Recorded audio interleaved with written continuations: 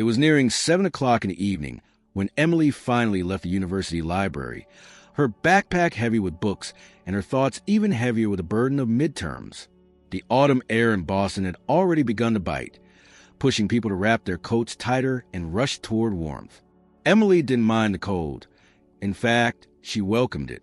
The sharpness in the air kept her grounded, present, less prone to overthinking. She crossed the intersection near Commonwealth Avenue, aiming for the shortcut behind the coffee shop she frequented. That was when she saw them. Two small figures sat on the pavement in front of an old bakery that had already closed for the day. At first, Emily barely glanced. Panhandlers weren't uncommon in the area, and she had grown used to passing by with the same guilt-tinged glance that most pedestrians offered. But something about this scene stopped her. The boy couldn't have been older than 10. He was seated cross-legged on the cold concrete, his posture unnaturally still for a child. In his lap lay a baby, perhaps only a few months old, wrapped in what looked like a thin blanket that barely covered her legs. The boy held her with a kind of practiced care, one hand steadying her tiny head while the other extended outward, palm up, trembling slightly in the cold. People passed. Some gave a quick glance. Others didn't look at all. No one stopped. Emily hesitated. Her instincts whispered that it wasn't her place, that someone else would intervene, someone trained or equipped to help. But her feet remained rooted to the sidewalk. There was something unnatural about the way the boy sat there, like he had rehearsed this moment, like he had been here before and expected nothing to change. She took a tentative step forward, then another. As she approached, the baby shifted in the boy's arms, letting out a soft whimper. The boy instantly adjusted her blanket, brushing her cheek with a tenderness that didn't belong to someone his age. He hadn't noticed her yet. "Hey," Emily said softly, crouching down a few feet away. "Are you okay?" The boy turned his head toward her slowly. His eyes were large and brown, framed by dark lashes and shadows that looked too permanent for a child. His expression didn't change much. No surprise, no fear, just a tired kind of watchfulness. "We're fine," he replied quietly, his voice rough around the edges. "We're just waiting." Emily frowned. "Waiting for who?" He shrugged, shifting the baby slightly as if to shield her from the wind. "Anyone." Emily's gaze flicked to the baby again. She couldn't have been more than 4 or 5 months old.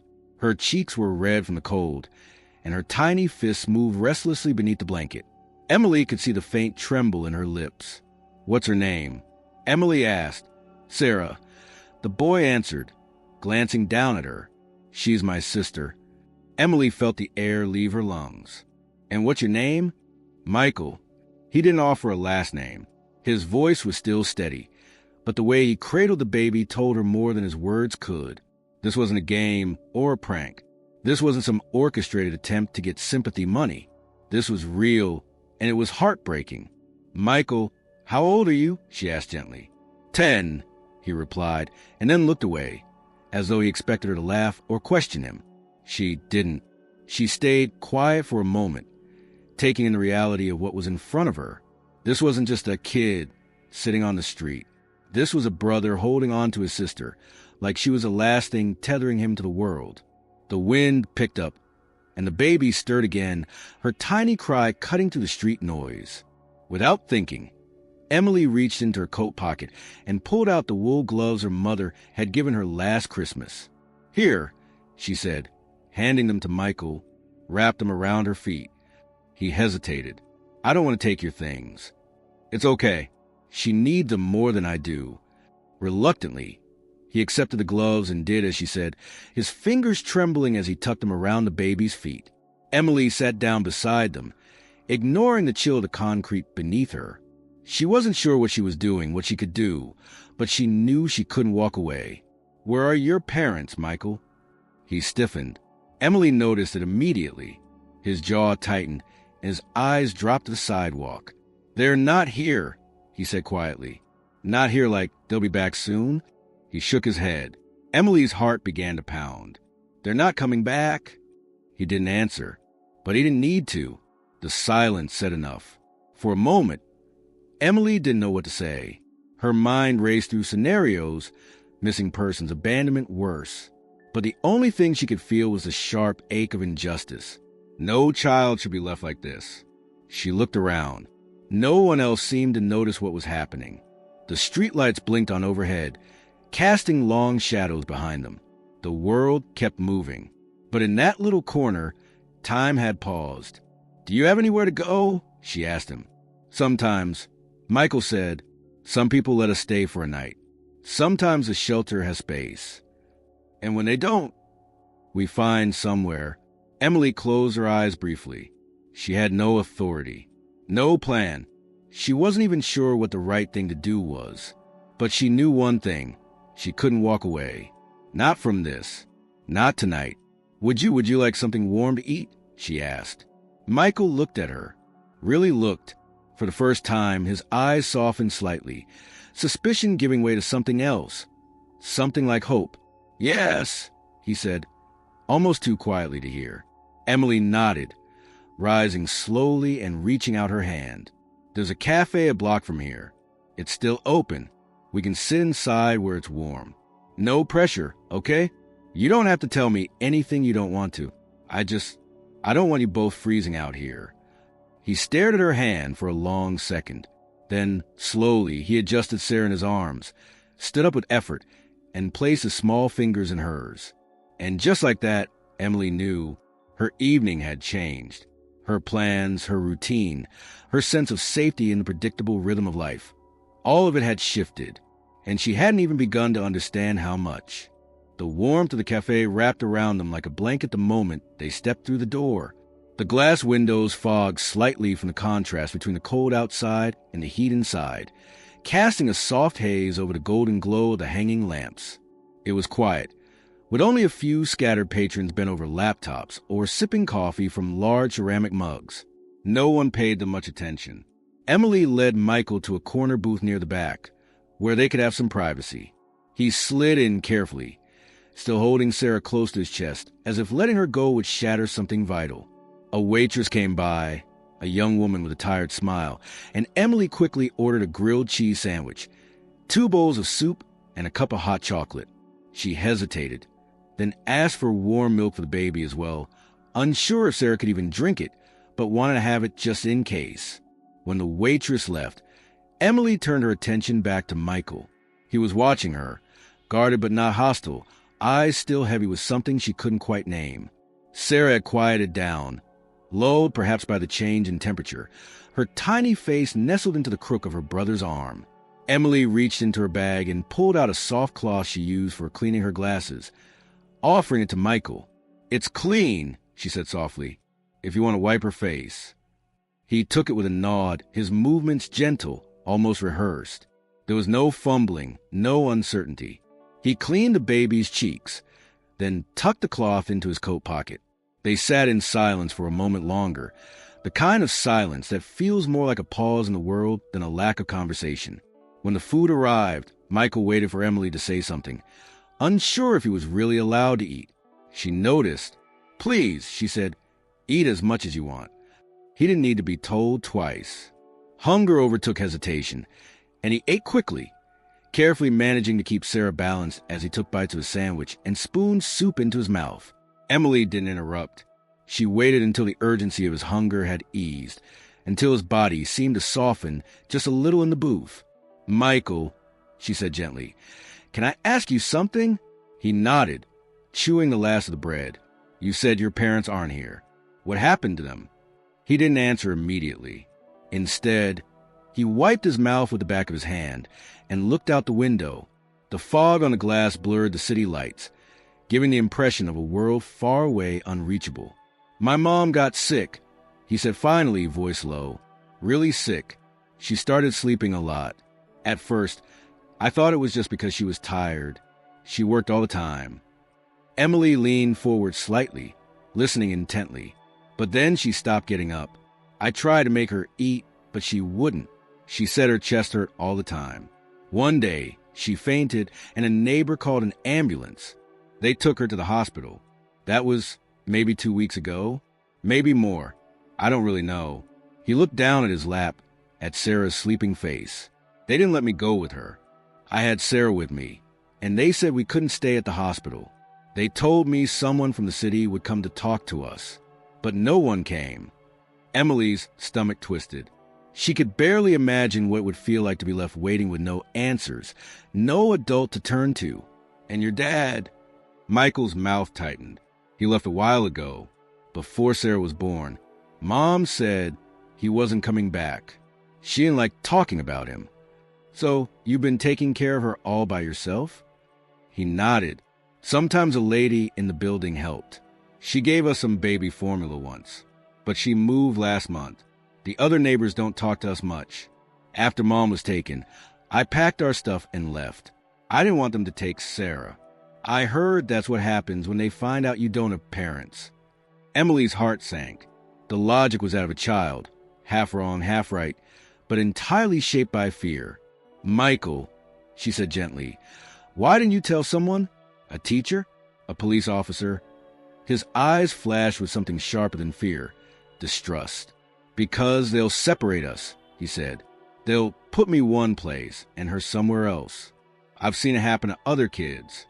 I promised my mom I'd take care of her. I can't let them take her away. His voice cracked then, the first sign of vulnerability breaking through the composure he'd so tightly held. Emily felt a lump rise in her throat. She had no idea how this boy had managed for so long, how he had navigated a world so harsh with nothing but his own instincts and the weight of his promise. Have you slept? She asked. He shook his head. Not much. It's hard when you're outside. You have to stay awake, so no one takes her. Emily blinked rapidly, trying to push back the tears welling in her eyes. The image of him staying up all night, cradling his sister and keeping watch, was too much. I want to help you, she said, but I need to make sure you're both safe, that you get a warm place to stay. Food, a bed, that Sarah sees a doctor if she needs one. Michael's hands gripped the edge of the table. But they'll take her away. Not if we do this right, Emily said carefully. There are people who can help without breaking you two apart. I know someone who works at a community center nearby. She's helped families in tough situations before. If I call her, she might be able to get you both somewhere safe, together. Michael stared at her, caught between hope and terror. What if you're wrong? I might be, Emily admitted, but I'm not going to leave you alone. I promise. He didn't respond. Instead, he leaned back, holding Sarah a little closer, as if her tiny weight could anchor him in the storm. Emily reached into her coat pocket and pulled out her phone. She hesitated only a second before tapping the contact she'd used once before, Maya, the social worker she had met during a volunteer program months ago. It rang twice before a voice answered. Maya, it's Emily. I need your help. It's urgent. Maya's voice on the other end of the line was calm, but laced with urgency the moment she understood the situation. Emily explained everything she knew in concise terms, careful not to make assumptions. She emphasized the children's condition, Michael's reluctance to be separated from his sister, and the fact that they had been living without consistent shelter. Maya asked for their exact location and told Emily to stay put. She was going to send someone from the community response team immediately, a specialized outreach group that worked after hours for cases just like this. As Emily ended the call, she glanced at Michael, who was now pressing a cup of warm milk gently against Sarah's lips. The baby stirred slightly but didn't drink. She looked exhausted, her skin a little pale, her lips dry. Michael had wrapped the blanket tighter around her, creating a small cocoon in his arms. He didn't ask what the call was about. He didn't need to. His posture had shifted slightly, shoulders rising with tension, eyes darting toward the door every few minutes. I told someone I trust, Emily said, trying to keep her voice steady. She works with families in trouble. She's not with the police. She's a community center that helps kids stay safe. She's sending someone here who can help you. Michael didn't speak.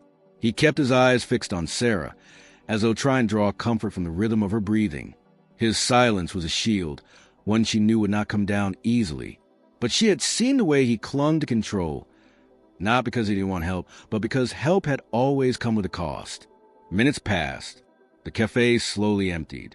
The waitress gave Emily a curious glance, but said nothing, sensing that whatever was happening at that corner booth wasn't something she needed to interrupt. The noise of clinking cups and low conversations faded into a hushed background as the evening deepened. Emily leaned forward, her voice quieter now.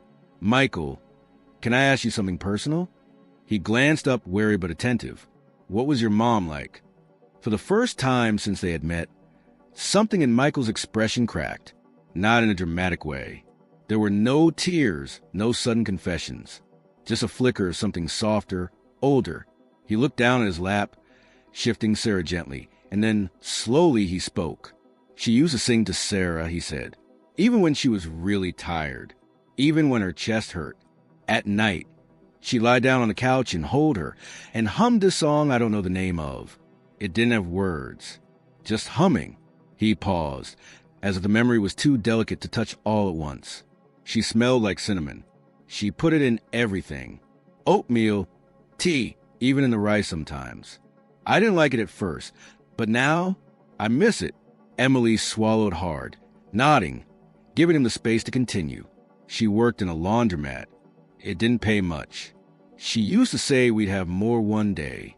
Not a big house or anything. Just more. Like enough food that we didn't have to choose between milk and diapers. Like not having to ask neighbors for favors. She tried to make everything look easy, but it wasn't." He went quiet for a while, his fingers lightly brushing Sarah's tiny hand. "What happened to her?" Emily asked softly.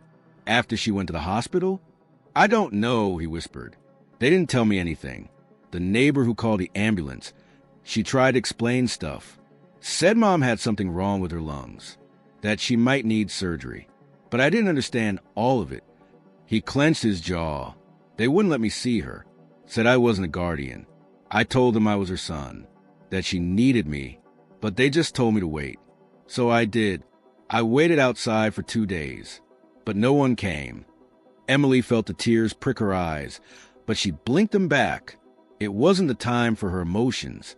"What about your dad? Do you know where he is?" Michael looked away, his jaw tightening again. "He left before Sarah was born. One day, he just didn't come home. Mom said he had another family now. She didn't cry when she said it. She just closed the door to their bedroom and never opened it again. After that, she slept on the couch." His voice grew quieter. "I don't remember him much. Just the sound of his boots when he walked in. He always came home late, smelling like beer. Sometimes he yelled. Mom would tell me to go to my room. I didn't listen." Emily's heart twisted. There was a gravity in Michael's voice that didn't belong in a child's mouth.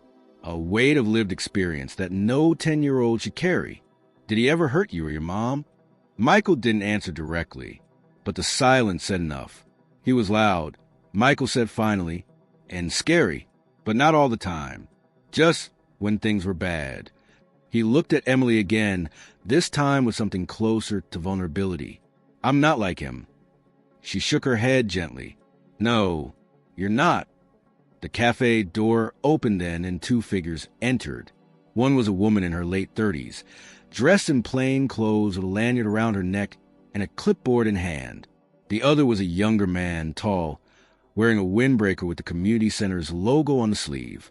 They approached the counter first, spoke briefly to the waitress, then turned toward the booth. Emily stood, signaling to them. Michael's body went rigid. "It's okay," she said quickly, placing her hand on the table. "That's Maya's team. They're not here to take Sarah away. They're just here to talk.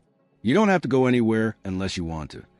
The woman approached slowly, crouching beside the booth, so she was eye level with Michael. She smiled, soft and warm. "Hi, Michael. I'm Rachel. Maya told me about you and your sister. We're really glad you're safe. Do you mind if we sit and talk for a minute?" Michael looked to Emily, who gave a small nod. Then he turned back to Rachel. "Only if Sarah stays with me." "Of course," Rachel said. "No one's taking her from you." They slid into the booth, and the conversation began, not rushed, not forced. Rachel asked gentle questions. The young man, whose name was Tyler, took notes and occasionally offered comments in a calm, even voice. They didn't push Michael when he hesitated, didn't react with surprise or pity. They treated him with the respect of someone who had endured more than most adults ever would. As the minutes passed, Emily sat silently, watching the weight begin to lift from Michael's shoulders. Not completely, but enough. Enough for him to breathe a little easier. When Rachel finally said, "There's a safe place you can go tonight, a home with a woman who's taken care of kids like you before, and you and Sarah can stay together," Michael's eyes flicked to Emily once more. "Will you come too?" he asked. Emily hesitated, then smiled. "I'll stay with you until you feel okay. I promise." The car ride was quiet, the kind of silence that sits heavy in the air, filled with unspoken thoughts and tension. Emily sat in the back seat beside Michael, who cradled Sarah tightly against his chest, his gaze locked on the blurred lights of the city passing outside the window. Rachel drove with calm focus, and Tyler occasionally checked his phone for updates in the center, but no one forced conversation. The atmosphere was one of fragile trust, thin, delicate, and hard won. When they arrived at the temporary shelter on the outskirts of the city, the exterior was unassuming, a modest, two-story house with a small porch, dimly lit windows, and a quiet stillness that gave no indication of how many children had passed through its doors. Rachel parked by the curb and turned in her seat to face Michael. "Her name is Marlene," she said gently. "She's been doing this for over 15 years. She only takes in siblings so she can keep families together. You won't be alone in there, but you'll have your own room, somewhere warm, somewhere safe." Michael didn't respond. His fingers clutched Sarah's blanket, his knuckles pale in the soft light. He wasn't crying. He wasn't asking questions. He was simply frozen, like the weight of the decision had pressed him into stillness. Emily placed a hand on his arm. "You don't have to let go," she said softly. "You're still taking care of her. This is just a place to rest while you figure out what comes next." The front door opened before Michael could answer. A woman in her 60s stepped out, pulling a shawl tighter around her shoulders as she approached. Her face was kind, worn by time but not hardened, with silver hair pinned back in a neat bun and eyes that seemed to read more than words could say. "You must be Michael," she said, stopping just a few feet away and crouching slightly to his eye level. "I've been waiting for you." Michael's body tensed, and he pulled Sarah closer. Marlene didn't flinch or push. She looked at Emily instead. "Did he eat something warm?" Emily nodded. "Yes, and so did Sarah a little." "Good," Marlene replied. "That's a good start." She didn't reach for them. She didn't offer reassurances that would ring hollow. Instead, she stepped aside and gestured toward the door. "I left the porch light on for you. The house is warm. There's a crib next to the bed, and the sheets are clean. If you want to sit in the room with her all night, you can. No one will stop you." Michael glanced at Emily again, uncertain. Emily spoke softly. "I'll come in with you, just for a little while, if that's okay." He nodded, and they stepped out of the car together. Inside, the house smelled faintly of lavender and wood polish. It was quiet but not sterile, filled with soft lighting, neatly stacked books, and children's drawings taped to the walls. A sense of care lingered in every detail, from the warm slippers by the door to the tray of freshly made tea waiting on the counter. Marlene led them upstairs, her steps slow and deliberate, allowing Michael time to observe, to process. The room she brought them to was simple but cozy, a twin bed with a thick quilt, a crib near the window, and a plush armchair in the corner with a folded blanket draped over the back. "This is your space now," she said, turning to Michael. "You don't have to unpack anything tonight.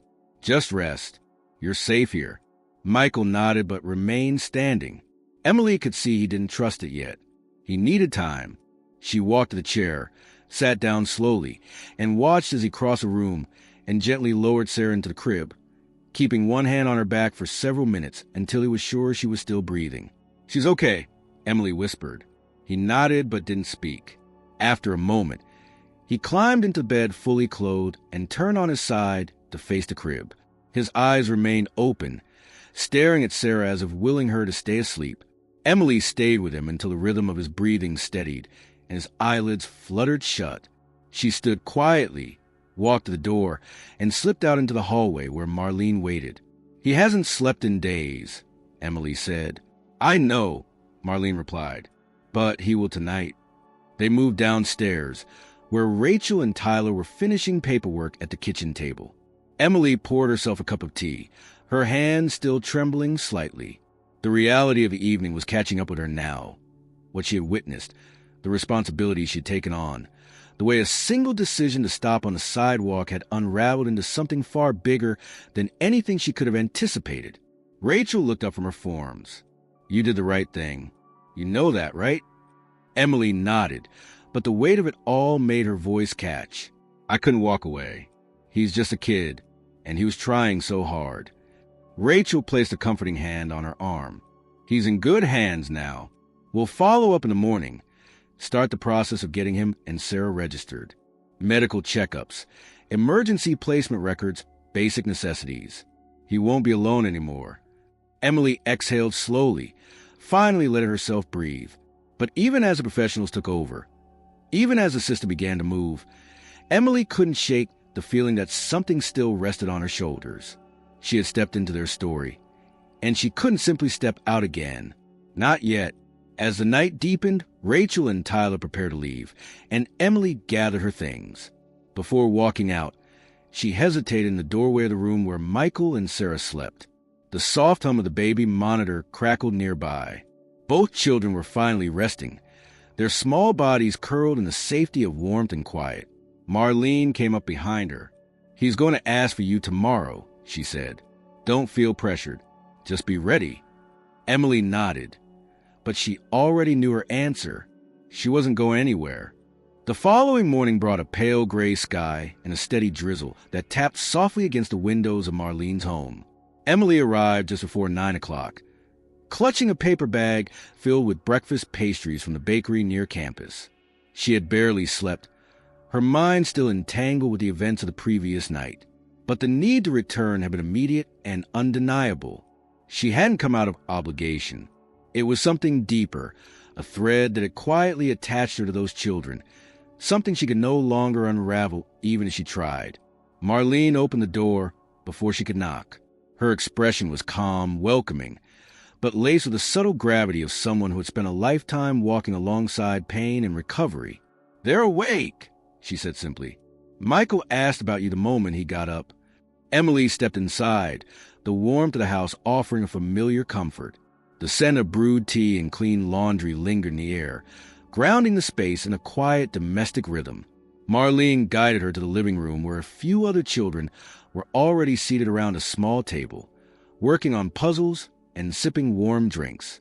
Michael sat apart from them on the couch, holding Sarah in his lap. He looked different in the daylight, still guarded but less burdened. The shadows under his eyes were lighter, and his posture more relaxed. Sarah was bundled snugly in a knitted onesie, her eyes wide as she looked around the room. When he saw Emily, something in his expression shifted. Not quite a smile, but something close. Relief, maybe.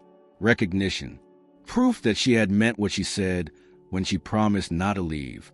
"I brought breakfast," Emily said, lifting the bag slightly. Michael didn't move immediately.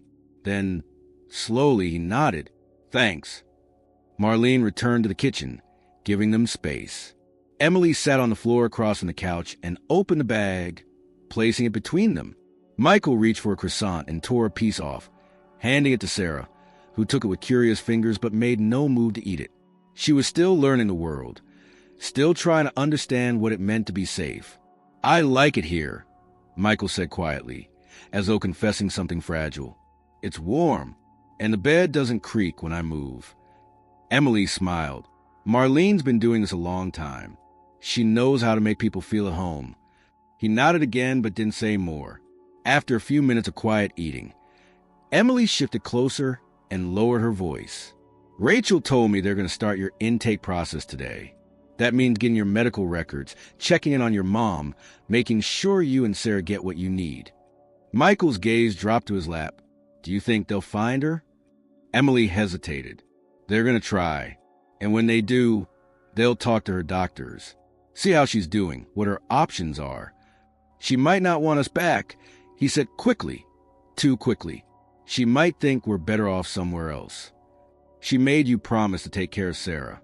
That means she trusted you. She wanted the two of you to be okay." Michael didn't respond right away, but Emily saw the tension in his shoulders soften just slightly. Later that morning, two social workers arrived at the house, Rachel and a colleague named Thomas. They carried folders and documents, laptops and notepads, moving with the quiet efficiency of people accustomed to navigating complicated bureaucracies. But they weren't cold. They greeted Michael and Sarah with warmth and made it clear that nothing would happen without Michael's consent or understanding. Emily stayed during the meeting, sitting beside Michael while Rachel explained each step. First, we'll get a temporary guardianship form signed by Marlene, she said. It just means she can care for both of you legally while we figure out a long-term plan. Then we'll take you both to the clinic this afternoon for a health check. After that, we'll visit your mother's hospital. We've already contacted them. She's in stable condition and has asked about you. Michael's eyes widened. She did? Yes. She's been asking since she woke up. She didn't know where you were or if you were okay. She was worried sick. Emily could see the damn crack in that moment. The rigid composure Michael had worn like armor since the night they met. His lower lip trembled, and he looked away, blinking hard. Can I see her? Not today, Rachel said gently. But soon. The doctors want her to rest a bit longer. She had surgery on her lungs, and her recovery is slow. But she knows we found you, that you're safe.